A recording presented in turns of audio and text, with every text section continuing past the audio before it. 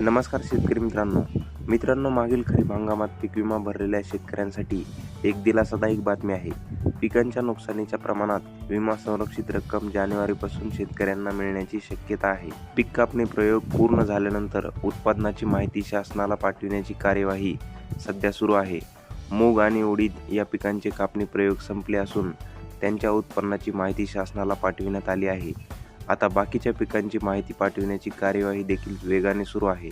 पीक कापणी प्रयोगानंतर आलेले उत्पन्न म्हणजेच उंबरठा उत्पन्न आणि मागील 7 वर्षातील चांगल्या 5 वर्षातील उत्पन्नाची तुलना केली जाते. त्यातून सध्याच्या अपेक्षित उत्पन्नाची तुलना होऊन उंबरठा उत्पन्नानुसार जोखमीची रक्कम निश्चित होते. त्यानुसार अधिसूचित केलेल्या मंडळ व तालुक्यातील पीक विमा भरलेल्या बाधित शेतकऱ्यांना विमा संरक्षित रक्कम दिली जाते. महत्त्वाचे म्हणजे एखाद्या मंडळात किंवा तालुक्यातील सर्वच पिकाचे नुकसान झाले असले तरी त्या ठिकाणी त्या पिकांसाठी अधिसूचित केलेले क्षेत्र नसल्यास विमा मिळत नाही. पीक विमा योजनेअंतर्गत मागील खरीप हंगामातील पिकांचे कापणी प्रयोग पूर्ण झाले आहेत. त्यात मूग, उडीद, सोयाबीन, कापूस या पिकांचा समावेश आहे. कांदा, तूर आणि मका या पिकांचे कापणी प्रयोग अंतिम टप्प्यात आहेत.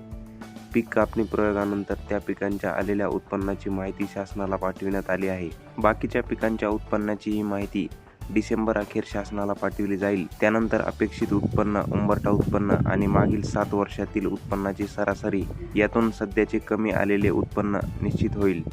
त्यानंतर पात्र शेतकऱ्यांना पीक विमा मिळेल असे कृषी विभागातील अधिकाऱ्यांनी स्पष्ट केले आहे. तर अशा प्रकारे शेतकरी मित्रांनो, पीक कापणी प्रयोगाची प्रक्रिया जी आहे ती अंतिम टप्प्यात आलेली आहे. यामध्ये मूग, उडीद, सोयाबीन, कापूस या पिकांची पीक कापणी प्रयोग पूर्ण होऊन त्याची माहिती प्रशासनाला व विमा कंपन्यांना दिली गेली आहे व कांदा, तूर आणि मका या पिकांचे पीक कापणी प्रयोग हे अंतिम टप्प्यात असून डिसेंबर अखेरपर्यंत याबद्दलची माहिती प्रशासनाला व विमा कंपन्यांना दिली जाईल व ही सर्व माहिती शासनाला व विमा कंपन्यांना दिल्यानंतर जानेवारीत शेतकऱ्यांच्या खात्यावर पीक विमा जमा केला जाऊ शकतो. मित्रांनो, माहिती आवडली असेल तर व्हिडिओला नक्की लाईक करा आणि ही माहिती जास्तीत जास्त शेतकऱ्यांपर्यंत पोहोचवण्यासाठी व्हिडिओ शेअर करा. आणि ज्यांनी कोणी आपल्या चॅनलला अजूनही सबस्क्राईब केले नसेल तर खाली दिलेल्या लाल कलरच्या सबस्क्राईब या बटनवर क्लिक करून आपल्या कृषी योजना या यूट्यूब चॅनलला सबस्क्राईब करा व बेल आयकॉनला प्रेस करा. आणि तुमचे काय प्रश्न असतील तर कमेंट बॉक्समध्ये नक्की विचारा. धन्यवाद.